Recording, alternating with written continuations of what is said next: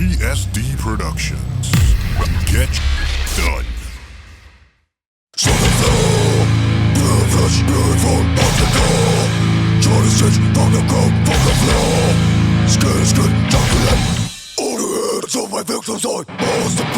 But before we get into the nitty-gritty of the Suriname experience and everything about that, so just while we're still on the who is LYNCHPiN, who are some of the influences that got you guys into music in the first place? Local or international? Yeah, both. Both, actually. Both. I think Aaron might have the best to start with because Aaron, I think, has been there the longest.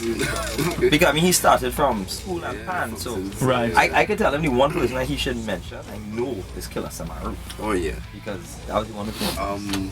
I started off playing steel pan actually, and it was just like a case of happenstance and serendipity all in one, where we used to mess around with the songs and sometimes play reggae versions of the songs that are not supposed to be reggae-fied. Like we actually did for shits and giggles a reggae version of the Hallelujah chorus and all kinds of nonsense. So there was one particular point in time where the drummers, we have two drummers in the steel band that used to interchange. Neither of them came up here, Rudy and Fidon.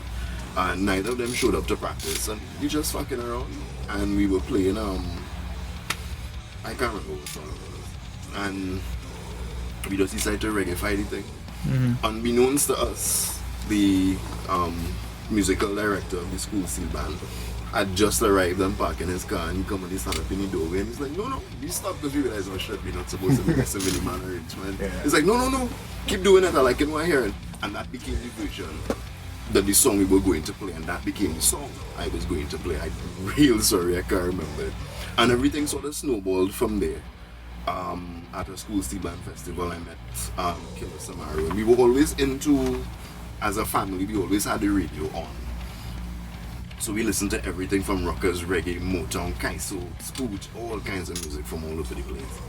And having all those influences in your head, and then meeting this Killer Samaru, Samaru's brother, Sonalal Samaru, is a world-class drummer, amazing musician.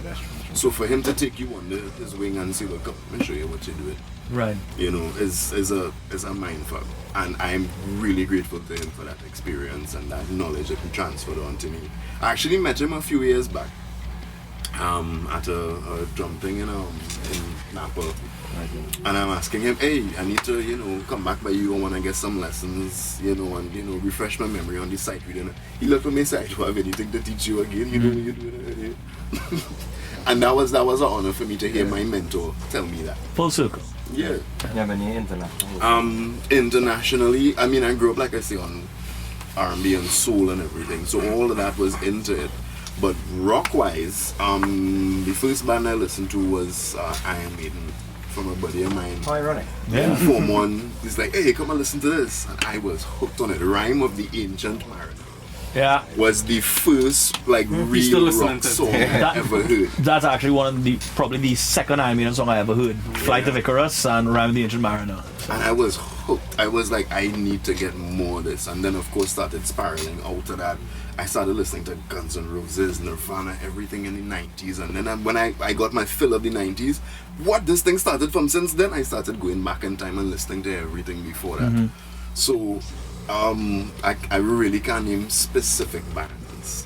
My listening preferences these days, believe it or not, aside from everything outside of rock, a lot of technical stuff, gent bands, metalcore bands, Tesseract, Meshuggah, Tool, Seven Dust is a huge influence.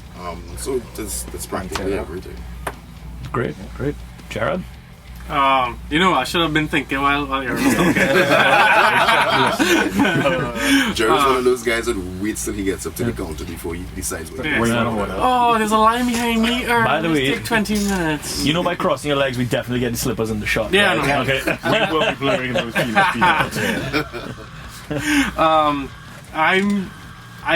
When Aaron was talking about the first rock band and music, I can't remember the first rock music. I remember my grandfather used to be real into music, my dad's dad, and well, both sides actually.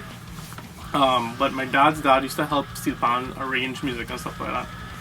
He was real big into like classical and jazz and stuff like that. So I grew up listening to that kind of stuff. Then I was listening to the radio, so like dancehall, soca, reggae, chutney, whatever. I remember hearing Corn Twist. I didn't know what it was, but I heard somebody playing Corn Twist, and I was like, "Shit, that's devil music, then." That's Satan stuff. Like, holy, like what is that? And I just like ran out to the room. I was like, I'm never gonna hear that music again at all in my life. And then I saw Street Fighter 2, the animated movie. Yep. And the movie ends with Ryu jumping up, into the truck, and he say, "Are you ready?" And I was like, "What is that, though?" Yeah. My sister's boyfriend at the time had the Blind album, the album with Blind. Cool, So yeah. cool. So he let me, and I was like, I like this. Thankfully, he didn't give me Life is Peachy. So I didn't discover Twist with them until I was hard into them. How old are you? That's the first time you heard Corn. Yeah, because the first album I ever bought for myself was Tonic Lemon Parade. So, yeah. He's a young boy. I had that album too. Don't worry. So like in terms of influences, like different aspects of my playing influence differently, but I think jazz influences me more than I like to admit. And as a metal player, you don't want to be influenced by jazz that much, because jazz is it's not sloppy, but you're not exactly playing on the beat for fun. You could play around with your timing. And when we play, and I find myself playing around with the timing when I should be playing on the beat with them, because then you sound sloppy and you sound like you're not in time. So that's an influence. In terms of bands, the first band that I ever got into was Insert Coin. The first local band was Insert Coin, and a friend of mine gave me the Smile and Still album, and I was like, "This band is from Trinidad?" Nah. And then he gave me some songs from Overdose. I was actually talking to DeBraj, Overdose's guitarist, on ICQ. ICQ. Yeah, and he's like, "Hey, take that, that's us, El Toreador." It's like, what? So actually, one of Aaron's old bands was one of my influential. Look at that. Bands. Yeah. And then in terms of heavier metal, Death, the band. I don't listen to a lot of Iron Maiden, but they're still a big influence. But definitely, Death was a real big influence. Great. Sivan? For me, I guess my musical story was more. I was influenced heavily by my mom. My mom and my dad listens to like a lot of older rock. So 60s rock was a big thing for me. I really like Jim Reeves and stuff. I'm a big like Oasis fan too. I really like that style, Smashing Pumpkins, when I was younger. But like the first metal band, like where I got into, I ended up on the other end of the spectrum. The first metal band I started listening to was Death. I started with Death, and then I started moving backwards. So I like Sacred Steel, and then I started listening to Judas Priest. I heard Judas Priest before Iron Maiden, actually. I was always a big Judas Priest fan. And then Iron Maiden. And then within that time, you started to get into all the genres of rock, and I really appreciate all genres of rock. Everything from a huge Journey fan myself, and on top of that, I love like death metal, black metal, anything. But internationally, Death, Nevermore, Soilwork, some of my major influences. Pantera, Miss Sugar, and then I like new bands too, but I think writing wise, I don't try to like listen to anything too much. Like right now, really into Gojira and Mastodon, but sometimes if I find me like drifting into it, like, all right, maybe I shouldn't be listening to this for a couple of days, turn it off for a bit, yeah. Because I think we go in all direction. Locally though, I have some like I was telling Jared and them, I have like heroes that I used to like stand up and watch, and when we got through the work, and I get messages from them saying, y'all are gods, and I was like, frame what he just said, print it. So locally, a lot of people don't know, but I'm a huge Tizu fan. Okay. I love Transylvania. So Marlon Jones to me is maybe one of the best vocalists locally. I love his voice. I love Chesco Emmanuel. I love his work. Orlando Pyle is one of my favorites. I have many stories of watching them play, and I was just be like, Brothers Grimm. yeah, where's the frets on that bass? And to me, he's incredibly talented. As I always say, the three of them, especially Chesco and Orlando, I think if they were more aggressive, they'd be on like metal, like every metal magazine in the world. Brothers Grimm was a massive band. Yeah. I mean, just I can't tell you, like those are like some, and all people think that would be into like just Infernal and those kind of bands, but those bands didn't influence me in terms of wanting to play. I used to watch how Alan Jones used to sing, and I used to say it was so effortless. And I remember when they played when I got them to play for us and they digging up on the ground. I was so busy for a whole show I didn't get to see many. But when Tizu had to go, I ran side stage and just took in everything. The whole CD, I was just running through my head. So that was a big thing. I think locally also, my biggest respect that I give to anybody is when I started to realize the difference between covers and originals. That was a big thing for me when I was young. I used to watch these bands used to play covers and the crowd used to go wild, and then they have players who play original and crowd going berserk, and I used to be like, well, which one means more? And from young, I remember thinking, originals.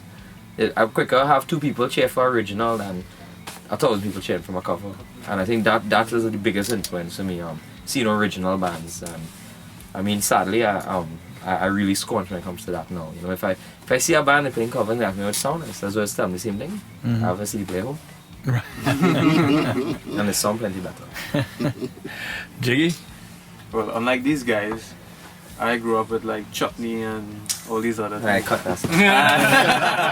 That's how diversified we are.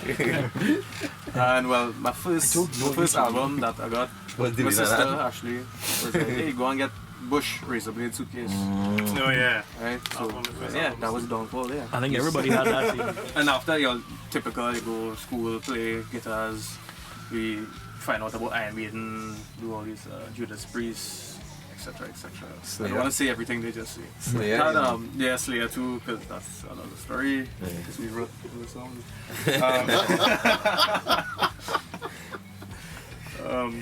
Locally wise though, I have full respect for Orlando Pyle too, and Darren Lalla.